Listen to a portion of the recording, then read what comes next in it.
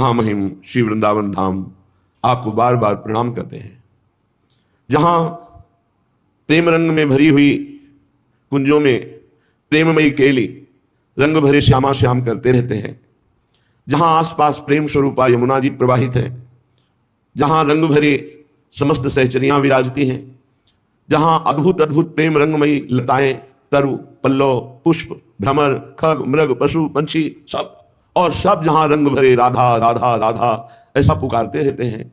यहाँ के पत्तों से भी राधा नाम की ध्वनि, यहाँ के खग, मृग, पशु, पंछी सब राधा यश गायक है। राधा यशु मुखर मत खगावली के रंग भरे अर्थात प्रेम रंग में भरे हुए यहाँ के खग, मृग, पशु, पंछी सब राधा राधा पुकारते रहते हैं। और ललित राग रागिनियों की परम प्रवीण स्वामिनी जी की सहचरियां स्वामिनी जी को प्रसन्न करने के लिए अद्भुत भाव अद्भुत राग रागिनियों से गायन करती रहती है। भोली सखी कहती है, हे वृंदावन के खग, मृग, पशु, पंछी, हे वृंदावन की तरुलताओं, हे वृंदावन की यमुना महारानी, रसरानी, लजरानी, हम पर कृपा करो। हमें केवल प्रीति चाहिए प्रियालाल की, और कुछ नहीं। मेरा हृदय व्याकुल होकर श्यामा श्याम के लिए प्रतिपल तड़पता रहे, रोता रहे, ये प्रीति चाहिए। अहो भाग्य जिनके हृदय की समस्त कामनाएं उपासना की धारा के प्रवाह में बह गई और एक चाह रह गई श्यामा श्याम की प्रीति की, श्यामा श्याम की सेवा की, श्यामा श्याम के सुमिरन की, श्यामा श्याम के मिलन की। अहो भाग धन्याति धन्य हो गया। पर ये प्रीति हमारे हृदय में कैसे उत्पन्न हो? ये तो परम पवित्र रात दिन प्रियालाल के धाम में रहकर प्रियालाल की उपासना बड़ी अद्भुत रीति से कर रहे हैं भोलानाथ जी, भूरी सखी, तो इनके हृदय में तो प्रीति है ही। अपने अधम जो इंद्रियों के विलास में विचर रहे हैं, कैसे प्रीति हो प्रियालाल से? तो श्रीपाद प्रबोधानंद जी कह रहे हैं, त्वयि कृत कुकर्म कोटेरपि चांडालान महा अधमस्यास्य। चिंता नहीं करनी, कह रहे यदि तुमसे त्वयि कृत तुम्हारे जो कर्म है वो कुकर्म कोटेरपि करोड़ों प्रकार से पापमय ही है, और सबसे नीच पुरुषों द्वारा भी धिक्कार योग्य तुम्हारे कर्म है, तो भी तुम्हें अब चिंता नहीं करनी। यदि हमारी बात तुम्हारे कान तक पहुंच रही है तो तुम्हें चिंता नहीं करनी। ईशोपि नैव शरणम, ईश्वर की कभी शरण नहीं हुई, कभी नाम जप नहीं किया, करोड़ों कुकर्म किए और नीच पुरुषों द्वारा भी धिक्कार योग्य है, ऐसा भी है। तो कह रहे हा वृंदारण्य किम विधास्यसि में, क्या आपके पास मेरे कल्याण करने के लिए विधान नहीं? अर्थात ऐसे भी पुरुष का परम कल्याण श्री धाम वृंदावन कर देगा, विश्वास मानो। धाम में अपार सामर्थ्य है। जैसे जंग भरे लोहे में कभी ऐसी कामना ही नहीं हो सकती कि किसी राजा महाराजा का मुकुट बनकर लगे, लेकिन पारस के स्पर्श से वो सौभाग्य प्राप्त कर लेगा। ऐसे ही आलय बन बसत संग पारस के आयस कनक समान भयऊ, जैसे लोहा जंग भरा पारस के स्पर्श से स्वर्ण जैसा बनकर चमकने लगता है और आभूषणों के काम में आता है। भला लोहा स्वर्ण जैसा कैसे बन सकता था? ये पारस का चमत्कार। तो धाम का प्रभाव कि जो करोड़ों को कर्म करने वाला वो नरक जाएगा, जो कभी भगवान का शरणागत नहीं हुआ, कभी भजन नहीं किया, केवल पापाचरण और नीच पुरुषों द्वारा भी धिक्कार योग। ऐसे कुछ कर्म हैं जिन कर्मों को नीच पुरुष भी धिक्कारते हैं कि धिक्कार है, यद्यपि मैं पापी हूं लेकिन मुझसे बड़ा पापी है, क्योंकि ये निकृष्ट कर्म कुछ ऐसे हैं जैसे बाल हत्या, सोते हुए पुरुष की हत्या, गर्भ हत्या, ब्रह्म हत्या, ये ऐसे बड़े बड़े पाप हैं जिन्हें नीच पुरुष भी कहते हैं इनको नरक में भी ठौर नहीं मिलेगी, अर्थात नारकी पुरुष भी उसको धिक्कारते हैं। यदि ऐसा भी पुरुष, ये कमाल की बात, चमत्कार की बात, धाम का आश्रय और वास स्वीकार कर ले, तो श्रीपाद प्रश्नवाचक करते हैं वृंदावन से कि वृंदावन क्या आपके पास उसके कल्याण के लिए कोई विधान नहीं? अर्थात पक्का विधान है। धाम के वास मात्र से पहाड़ के पहाड़ पाप ऐसे भस्म होते हैं जैसे एक दिया सलाई लगा दे तो पहाड़ लगा हो रुई का तो वो भस्म हो जाता है। ऐसे धाम के वास से, धाम चिदानंद है, कोई जड़ देश नहीं है, ये चिदानंद है। जैसे प्रिया प्रीतम वैसे ही धाम, वैसे ही सहचरियां, वैसे ही लता, खगमृग, पशु पंछी, यमुना जी सब ये चिदानंद वपु। अति दुर्लभ पद आशा वासाय साहितु दुर्घटा त्वयि में। यह सुनकर अब मेरे हृदय में दुर्लभ आशा जागृत हो गई, क्या? अखंड वृंदावन वास करूंगा। जब ये महिमा सुनी कि इंद्रियां जिसकी पापाचरण रत है, मन भी पापाचरण रत है, ऐसे गंदे आचरण की नीच पुरुष भी धिक्कार दे, कभी ईश्वर की शरण में नहीं हुआ, कभी चर्चा नहीं सुनी, कभी नाम जप नहीं किया, अगर ऐसा पुरुष भी वृंदावन वास करे अखंड, तो वृंदावन धाम उसे परम पद प्रदान कर देगा, इसमें कोई संशय नहीं। तो कह रहे अति दुर्लभ पद आशा। अब हमारे हृदय में एक दुर्लभ आशा जागृत हो गई है कि मैं अखंड वृंदावन वासी बनूं, और शाही तो दुर्घटात्व में, किंतु मेरे जैसे के लिए तो बड़ा दुर्लभ है वृंदावन वास, क्योंकि न इंद्रियां पवित्र है, न मन पवित्र है, न व्यवस्था है, कैसे हो? क्युत सर्वेंद्री शत्रुरहा, मेरी इंद्रियां ही मेरी दुश्मन है, मेरा मन ही मेरे दुश्मन है, गलत फंसा रहे हैं, गलत आचरण करवा रहे हैं। तो वृंदारण्य किम नुमे भविता, क्या वृंदावन मेरी आशा पूर्ण नहीं करेगा? मैं वृंदावन की शरण में हूं, अब तो वृंदावन ही मेरी आशा पूर्ण करेगा। सच्ची मानो, एक होता है व्यवस्था से वृंदावन वास, एक होता है वृंदावन की व्यवस्था से वृंदावन वास। बस केवल वृंदावन का आश्रय। तो आप देखो, ये वृंदावन की व्यवस्था है, ये वृंदावन की व्यवस्था है। अगर अपनी व्यवस्था से रहते तो कितना बड़ा कर लेते, और वृंदावन की व्यवस्था से रहे तो देखो कैसे रख रहे हैं। कोई भी ये मत सोचो कि मेरे पास व्यवस्था नहीं है तो वृंदावन कैसे व्यवस्था करेगा, जैसे हमारी की ऐसे करेगा। पक्का मान लो, पर भरोसा दृढ़, परीक्षा में पक्का। परीक्षा क्या? अब प्राण त्याग देंगे लेकिन वृंदावन नहीं छोड़ेंगे। संपूर्णता, जोर से हाथ पकड़ लिया कि अब तुम जाने की सोचोगे भी तो हम तुम्हें नहीं जाने देंगे, ऐसे वृंदावन पर करता। ये कोई ना सोचे कि हमारी व्यवस्था नहीं तो वृंदावन कैसे बात। जिनके पास व्यवस्था है उनसे बढ़िया व्यवस्था वृंदावन करेगा। बस धैर्य रखो। किसान भी फसल बोता है तो 6 महीने में तैयार होती, सिंचाई और सब मेहनत कर। आप धैर्य रखो, थोड़ा ठोकरें खाओ, फुटपाथ का सेवन करो, इधर उधर जैसे समय व्यतीत करो, रो हा वृंदावन। फिर जिस दिन सुन लेगा वृंदावन, वो ऐसी भारी व्यवस्था करेगा, कोई त्रिभुवन में नहीं कर सकता ऐसी व्यवस्था। क्या? शरीरवास की व्यवस्था, भजन की व्यवस्था, प्रियालाल के मिलन की व्यवस्था, प्रियालाल के समीप पहुंचाने की व्यवस्था, अनंत जन्मों की बिगड़ी बना देता है श्री राम वृंदावन। बड़ा कृपालु है। चलते हैं श्रीमद् भागवत, जो भगवान का वाङ्मय स्वरूप है। सवेद धातु पदवीं परस्य दुरंत वीर्यस्य रथांग पाणे यो मायया संततयानुवृत्त्या भजेत तत्पाद सरोज गंधम। जो मुरली मनोहर भगवान श्री कृष्ण का आश्रय ले लेता है, अनंत शक्ति, अनंत पराक्रम, सावेद धातु पदवीं परस्य दुरंत वीर्यस्य रथांग पाणे। कोई आज तक ऐसा नहीं हुआ कि संपूर्ण रूप से भगवान की सामर्थ्य को, बल को और महिमा को जान सके। इसीलिए वेद भी स्वयं नेति नेति कहते हैं। नाइति इतना ही नहीं है, इसीलिए भगवान अनंत महिमा में जो उनका ज्ञान, जो वैराग्य, जो बल, जो ऐश्वर्य, जो प्रेम, वो आज तक कोई था नहीं पा पाया। भगवान सारे जगत के रूप में भी है और इससे परे भी है। उनके स्वरूप को, उनकी लीला को उतना ही वो जान सकता है जितना भगवान जनाते हैं संपूर्णतया। तो भगवान भी अपनी महिमा को पूर्ण रूप से नहीं जानते। जैसे नाम की महिमा के लिए कहा गया, कहूं कहां लगी नाम बड़ाई, राम न सकत नाम गुण गाई। ऐसे प्रभु का रूप, ऐसी प्रभु की लीला, ऐसे प्रभु के अनंत महिमा। स्वयं भगवान ही तो शेष जी के रूप में है। अनंत महिमाशाली भगवान शेष ही है भगवान, और महिमा 2000 दिव्या से वर्णन करते रहते, पार नहीं पाते। स्वयं भगवान की ही बुद्धि शक्ति से तो सरस्वती जी प्रकट हुई, लेकिन वो भी महिमा का पार नहीं पाती। स्वयं भगवान ही अपौरुषेय वेद के रूप में प्रकट हुए, पर वेद भी नेति नेति कह रहे। अनंत महिमा श्री भगवान की है, जो नित्य निरंतर निष्कपट भाव से भगवान के चरणों का आश्रय लेकर नाम जप करता है और सेवा करता है। सोई जाने जे देह जनाई, भगवान स्वयं उसको फिर अपनी महिमा जनाते, जितना उतना ही पार पाता है। जैसे मच्छर से लेकर गरुड़ जी तक अनंत महिमाशाली आकाश में उड़ते, पर कोई पार नहीं पाया। ऐसी अपनी अपनी बुद्धि के अनुसार, भगवत प्रदत्त बुद्धि के अनुसार भगवान की लीला महिमा, नाम महिमा, धाम महिमा, गुण महिमा, रूप महिमा का सब ऋषियों ने गान किया, पर इतना ही है ऐसा नहीं, अनंत महिमा है। ध्यान देने योग्य बात है, जो नित्य निरंतर निष्कपट भाव से भगवान का नाम जप करता है, भगवान के चरणों का आश्रय लेकर उनकी सेवा भावना में, वो धन्य धन्य हो जाता है। अनंत महिमा, अनंत पराक्रम, अनंत ज्ञान, अनंत प्रेम, ऐसे भगवान उसके अधीन हो जाते हैं। जो निष्कपट भाव से, मोहि कपट छल छिद्र न भावा, निष्कपट भाव से भगवान के लिए भगवान का भजन करना, इसे निष्कपट भाव कहते हैं। सरल शब्दों में, भगवान से कुछ चाहना ये अलग बात हो गई, भगवान को चाहना ये अलग बात हो गई। भगवान के लिए भगवान का भजन करना, भजन के लिए भजन करना, भजन किए बिना जिया नहीं जाता, भजन किए बिना रह नहीं सकते, यह है निष्कपट भाव का भजन। भगवान के चरणों का आश्रय, निष्कपट भाव से निरंतर नाम जप और उनकी सेवा, इससे भगवान अधीन हो जाते हैं। अनंत महिमाशाली। सूत जी महाराज कह रहे, शौनकादि ऋषियों, आप लोग बड़े सौभाग्यशाली हैं, धन्य हैं, क्योंकि मानव जीवन विघ्न बाधाओं से भरा हुआ है।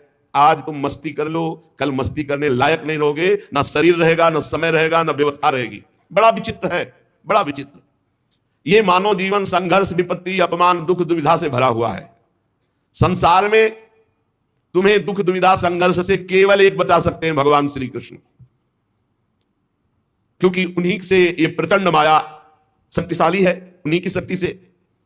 तो जो अनिर्वचनीय प्रेम भगवान से प्राप्त हो गया तो ना दुख, ना दुविधा, ना संघर्ष, ना विपत्ति, सब आनंदमय हो जाता है। पर ये प्रेम नाम जापक, भगवद आश्रित, भगवत सेवा परायण, उसी को प्राप्त होता है। तीन बातें खास: भगवान का आश्रय, नित्य निरंतर नाम जप और भगवत सेवा। बढ़िया बढ़िया आनंदमय जीवन हो जाएगा, परमानंदमय जीवन। फिर इस जन्म मरण रूपी संसार के भयंकर चक्र में तुम्हें नहीं आना पड़ेगा। सूत जी महाराज कह रहे, हे ऋषियों, आप बड़े सौभाग्यशाली हैं, आपका जीवन धन्य है। तीन बातें पकड़ लो, पकड़ लो। निष्कपट भाव से निरंतर भगवान नाम जप और दृढ़ भगवान के चरणों का भरोसा, और जो भी कर रहे हो ये भगवान की सेवा, अपने कर्तव्य को भगवान की सेवा, बढ़िया। उसे फिर इस संसार चक्र में, जन्म मरण के चक्र में नहीं आना पड़ता। बैठा लो हृदय में। हे ऋषियों, ऋग्वेदी शौनक जी और 88,000 ऋषि ये सब बैठे हैं। ये जो हम आपको सुना रहे हैं, ये भगवान श्री सुखदेव जी ने परीक्षित जी को सुनाया है। शौनक जी ने कहा, महाराज किस स्थान पर यह कथा श्री सुखदेव जी ने परीक्षित जी को सुनाई? कारण क्या था? मुनि श्रेष्ठ श्री कृष्ण द्वैपायन भगवान व्यासदेव जी ने इस परमहंस संहिता की रचना की। श्री सुखदेव जी महाराज तो बड़े योगी, समदर्शी, भेदभाव रहित और संसार निद्रा से जगे हुए महापुरुष हैं। वो प्रायः ऐसे छिप करके चलते हैं कि लोग उनको पागल समझते हैं। बड़ी ऊंची स्थिति श्री सुखदेव जी महाराज की। एक बार जब व्यास जी पीछे पीछे जा रहे थे सुखदेव जी के, तो वहां नदी में कुछ युवतियां स्नान कर रही थी। तो आगे सुखदेव जी दिगंबर निकले तो उनको कोई लज्जा नहीं आई, पर वस्त्र पहने जब व्यास जी निकले तो सब झट से बाहर आकर वस्त्र धारण कर लिया। आश्चर्यचकित होकर के व्यास जी ने उन युवतियों से पूछा, ऐसा भेद क्यों? मेरा जवान पुत्र 16 वर्ष की अवस्था दिगंबर, तुम्हें कोई संकोच नहीं, लेकिन मेरे को, वयोवृद्ध को देख करके, वस्त्र धारण किए हुए को देखकर लज्जा क्यों? तो उनका, महाराज आपकी ज्ञान दृष्टि अमोघ है, पर आपकी दृष्टि में अभी स्त्री पुरुष है, परंतु आपकी पुत्र की दृष्टि में ब्रह्म के सिवा कुछ नहीं है, इसलिए मुझे कोई लज्जा संकोच नहीं हुआ। और आपकी दृष्टि में स्त्री पुरुष है, इसलिए लज्जा लगी और हमने वस्त्र धारण किया। व्यास जी से ऊंची स्थिति श्री सुखदेव जी महाराज की। तो ये ऐसे महापुरुष कैसे परीक्षित जी के पास पहुंच गए और कथा सुनाए? क्योंकि ऐसे उच्च कोटि की अवस्था को प्राप्त, जो अवधूत वेश में पहचाने ही न जा सके, तो कुरजांगल देश में जाना, हस्तिनापुर में, फिर वहां जड़वत व्यवहार वाले महापुरुष को पहचान लेना, पांडवनंदन राजर्षि परीक्षित, ऐसा सौभाग्य कैसे उदय हुआ कि महान परमहंस श्री सुखदेव जी उनको उपदेश दिए। महाभाग मैं सुनना चाहता हूं। श्री सुखदेव जी गृहस्थों के घरों में अगर कभी भिक्षाटन के लिए गए तो बहुत विनय करने पर उतनी देर रुके जितनी देर गाय दुही जाती, इससे ज्यादा कभी नहीं रुके। फिर 7 दिन रुककर कथा सुनाना ऐसे महापुरुष को। सूत जी हमने सुना है, अभिमन्यु नंदन महाराज परीक्षित भगवान के बड़े प्रेमी भक्त थे। उनके जन्म में भी बड़ा आश्चर्य में प्रसंग घटा। ये पांडव वंश के गौरव बढ़ाने वाले सम्राट थे, भला इनको शाप क्यों मिला? ऐसे भगवत प्रेमी, ऐसे धर्मात्मा राजा। और फिर ये सर्वस्व त्याग करके आमरण अनशन व्रत लेकर गंगा किनारे बैठ गए। अरे महाराज परीक्षित इतने बलवान राजा थे कि शत्रु पक्ष के राजा इनके चरण रखने की चौकी में आकर रत्नों के ढेर समर्पित करते थे। इन्होंने दुस्त्यज लक्ष्मी परिवार का मोह त्याग कर गंगा किनारे भूखे प्यासे रहकर प्राण त्यागने की इच्छा की। मुझे लगता है कि जो भगवान के आश्रित हैं, संसार के परम कल्याण, अभ्युदय और समृद्धि के लिए ही वो जीवन धारण करते हैं। उनका अपने शरीर से कोई स्वार्थ नहीं रहता, फिर वो शरीर त्याग की बात क्यों सोचे? ये मैं जानना चाहता हूं। सूत जी आपको वेदवाणी छोड़कर अन्य समस्त शास्त्रों का पूर्ण ज्ञान है, इसलिए इस समय जो हम आपसे प्रश्न कर रहे हैं, आप कृपा करके बताइए। सूत जी ने कहा, इस समय वर्तमान चतुर्युगी के तीसरे युग द्वापर में महर्षि पराशर के द्वारा वसुकन्या सत्यवती के गर्भ से भगवान का कलावतार योगीराज श्री कृष्ण द्वैपायन व्यासदेव जी के रूप में जन्म हुआ। भगवान व्यासदेव जी सूर्योदय के समय सरस्वती के पावन जल में स्नान करके फिर एकांत स्थान पर बैठे हुए थे। भगवान व्यासदेव जी भूत भविष्य वर्तमान सब कुछ ऐसे देखते हैं, वर्तमान की तरह। जैसे हथेली पे आंवला रखा हो, चारों तरफ देख सके, ऐसे वो अनंत ब्रह्मांडों को देख सकते हैं। वो भूत भविष्य वर्तमान तीनों कालों के ज्ञाता है। बड़ी दृष्टि अचूक थी। उन्होंने देखा कि एक कलयुग सबकी बुद्धि भ्रष्ट करेगा, भगवत प्राप्ति में बाधा पहुंचा देगा, धर्म का ह्रास हो जाएगा, धर्म संकरता फैल जाएगी, वस्तुओं का पवित्रता और उनमें जो जीवनी शक्ति वो सब ह्रास होती चली जाएगी। संसार के लोग श्रद्धाहीन होते चले जाएंगे, सब शक्ति रहित होते चले जाएंगे, सबकी बुद्धि कर्तव्य का क्या ठीक ठीक निर्णय करने में असमर्थ हो जाएगी। यह कलयुग वर्ण और आश्रम व्यवस्था को भंग कर देगा। देख लो कर रहा है। लोगों की भाग्यहीनता बढ़ती चली जाएगी। दिव्य दृष्टि से देखकर संसार का कैसे मंगल हो, यह विचार महापुरुषों का हृदय एक बात में ही केवल दुखी होता है कि कैसे संसार भगवत प्राप्त हो जाए, कैसे जीव दुख से पार होकर आनंद समुद्र भगवान में डूब जाए। व्यास जी सोच रहे कि वेदोक्त चातुर्होत्र कर्म लोगों का हृदय शुद्ध करने वाला है। इस दृष्टि से हमने यज्ञों का विस्तार किया। एक वेद के 4 भाग किए, ऋग्वेद, यजुर्वेद, सामवेद, अथर्ववेद। इतिहास पुराणों की रचना की जो 5वां वेद।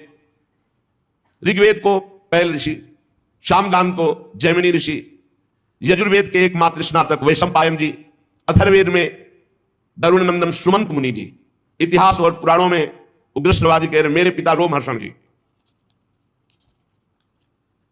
इन सबका मैंने विभाग किया। व्यासदेव जी सरस्वती नदी के किनारे बैठे चिंतित हो रहे हैं। पर कलयुग आएगा तो वेद को पढ़ पाना, सिद्धांत समझ पाना बड़ा कठिन है। इसलिए कल्याण हो जाए ऐसे आचरणों में सब चूक कर बैठेंगे, क्योंकि ज्ञान नहीं रहेगा। अब उनका भी कल्याण हो जाए जिनकी ज्यादा बुद्धि काम नहीं करती, मन चंचल है, इंद्रियां भोगों में लगी हैं। भगवान व्यासदेव जी ने विचार किया, वेदों का सार हमने पूरे महाभारत में रख दिया। कोई ऐसा सूत्र नहीं, कोई ऐसा श्लोक नहीं, किसी भी ज्ञान वैराग्य भक्ति का जो महाभारत में न रचा गया हो, सब कुछ है। पूरी शक्ति लगा करके हमने जीवों के कल्याण के लिए महाभारत की रचना की। फिर भी आज मेरे मन को शांति नहीं मिल रही। ऐसा लग रहा है कि सहज सरल मार्ग भी जगत के कल्याण के लिए हमने प्रकट नहीं किया। व्यास जी मनी मनी ऐसा विचार करके बड़े खिन्न हो रहे हैं। व्यास जी सोच रहे मेरी खिन्नता कब कैसे मिट सकती है। मैंने निष्कपट भाव से ब्रह्मचर्य व्रत धारण किया, वेदों का स्वाध्याय, गुरुजनों का, अग्नियों का सम्मान, महाभारत के रूप में पूरा वेद का रहस्य खोल दिया। मैं ब्रह्मतेज से संपन्न हूं और समर्थ हूं, फिर भी आज खिन्नता क्यों? हमें लगता है कि भगवान को प्रिय, भगवान की प्राप्ति कराने वाला सहज सरल मार्ग हमने अभी प्रकाशित नहीं किया, इसलिए मेरा हृदय खिन्न हो रहा है। भगवान व्यासदेव जी इस प्रकार जब खिन्न होकर सोच ही रहे थे, तभी देखा वीणा की झनकार करते हुए नारायण नारायण देवर्षि नारद जी। देवर्षि नारद जी को आया देखकर व्यास जी खड़े हो गए और देवर्षि नारद जी का पूजन किया। सुखपूर्वक वीणा पाणी भगवान नारद जी को विराजमान किया, पूजन किया। व्यास जी की तरफ देखकर नारद जी ने कहा, व्यास जी आपका शरीर एवं मन दोनों कर्म और चिंतन से संतुष्ट है ना? आपके शरीर से कर्म और आपके मन से चिंतन दोनों सही है ना? क्योंकि आपका इस समय खिन्न अवस्था दिखाई दे रही, या आपका चिंतन या कर्म, इसी से खिन्नता उदासीनता होती है। दोनों सही है ना? आपकी तो जिज्ञासा पूर्ण हो चुकी है, आप ब्रह्मबोध संपन्न महापुरुष हैं। आपने जगत कल्याण के लिए महाभारत की रचना की, वेद का विभाग किया, सब सूत्र खोल दिए महाभारत में। सनातन ब्रह्म तत्व को भी खूब विचारा है आपने, जाना है, अनुभव किया है। फिर आपका जो आज हम दर्शन कर रहे हैं ठीक नहीं लग रहा। ये अकृतार्थ पुरुष की तरह आप खिन्न क्यों दिखाई दे रहे हैं? व्यास जी ने कहा, आपने मेरे विषय में जैसा देखा ठीक वैसा ही मैं खिन्न हूं। मेरा हृदय संतुष्ट नहीं है सब करके, पता नहीं क्या कारण है। हे देवर्षि नारद, आपका ज्ञान अगाध है, आप साक्षात ब्रह्मा जी के मानस पुत्र हैं, इसलिए मैं आपसे अपनी खिन्नता का कारण जानना चाहता हूं। आप सूर्य की भांति तीनों लोकों में स्वच्छंद भ्रमण करते हैं, कहीं रोक टोक नहीं। योग बल से आप प्राणवायु के समान सबके भीतर अंतःकरणों में क्या हो रहा है जान सकते हैं, सबके साक्षी। योगानुष्ठान नियम द्वारा परब्रह्म और शब्द ब्रह्म दोनों की पूर्णता ये आप में है। इसलिए आप कृपा करके बताइए कि मेरा मन खिन्न क्यों है? भगवान व्यास जी ने कहा। नारद जी ने कहा, व्यास जी एक शब्द में बोल दूं, आपने बहुत घुमा घुमा कर सब चर्चाएं की, लेकिन सीधी भगवत प्राप्ति की, भगवान की चर्चा नहीं की। जो एक मात्र भगवान की चर्चा जो भगवान की प्राप्ति करा दे। इसलिए भवतानुदित प्रायम यशो भगवतो अमलम ये नई वासो न तुष्येत मन्ने तद दर्शनम खिन्नम। आपके दर्शन की खिन्नता का कारण मैंने जान लिया। आपने एकमात्र सहज ऐसा उपाय नहीं रचा जिससे भगवान की महामहिमा का गान करते हुए भगवत प्राप्ति हो जाए। आपने धर्म का, अर्थ का, काम का, मोक्ष का सबका वर्णन किया, वेदांत मोक्ष का है, लेकिन श्री कृष्ण प्रेम प्राप्ति, श्री कृष्ण की सहज में प्राप्ति, ऐसी महिमा का वर्णन, थोड़ा थोड़ा वर्णन सब है। महाराज, जिस वाणी से, चाहे वो रस भाव अलंकार आदि से युक्त क्यों ना हो, जगत को पावन करने वाले भगवान श्री कृष्ण का यश गान नहीं होता, वो वाणी अपवित्र मानी जाती है, वो सुनने योग्य नहीं। मानसरोवर के कमनी कमल वन में विहार करने वाले हंसों की भांति भगवत धाम में विहार करने वाले भगवत चरणारविंदाश्रित परमहंस कभी ऐसी वाणी नहीं सुनते। इसके विपरीत, जिसमें सुंदर रचना भी नहीं है, दूषित शब्द भी है, परंतु जिसका प्रत्येक शब्द भगवान श्री कृष्ण से जुड़ता है, वह वाणी जिसके कान में पड़ेगी सारे पापों का नाश कर देगी। क्योंकि संत पुरुष ऐसी ही वाणी का आदर करते हैं, श्रवण करते हैं, गान करते हैं, कीर्तन करते हैं। जिस निर्मल ज्ञान का आपने वर्णन किया, जिससे मोक्ष की प्राप्ति हो जाती है, यदि भगवान से प्रेम ना हो, भगवान की प्रेम लक्षणा भक्ति उदित न हो, तो ज्ञान किस काम का। गोस्वामी जी ने भी कहा है, जोग कुजोग ज्ञान अज्ञानू, जहां नहीं राम प्रेम पर धानु। महाराज, जो साधन सिद्धि दोनों दशाओं में अमंगल रूप है, वो कामना, काम्य कर्म जो भगवान को अर्पण नहीं किया गया, ऐसा निष्काम कर्म, ये सब व्यर्थ है, भगवान से संबंधित। मां भागव्यास जी, आपकी दृष्टि अमोघ है, आपकी कीर्ति पवित्र है, आप सत्यपरायण दृढ़ व्रत हैं, इसलिए आप संपूर्ण जीवों को कैसे बंधन मुक्त किया जाए, इसलिए खिन्न है। वो होगा केवल अचिंत शक्ति भगवान श्री कृष्ण के लीला चरित्रों का गायन और श्रवण करने से। जो मनुष्य भगवान के नाम और रूप लीला गुणधाम के सिवा और कुछ बोलना चाहता है, उसी समय माया उसे फांस लेती है।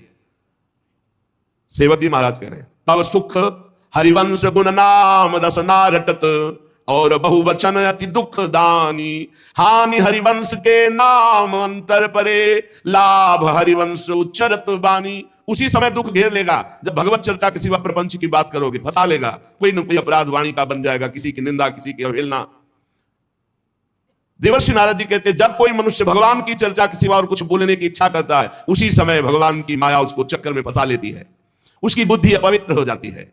जैसे हवा के झकोरों से डगमगाती हुई डोंगी को कहीं भी ठहरने का ठौर नहीं मिलता, ऐसे भगवत विमुख बुद्धि चंचल होकर माया में भ्रमित हो जाती, उसे कहीं ठौर नहीं मिलता। भगवान अनंत, कोई विचारवान विवेकी पुरुष संसार की वार्ता छोड़कर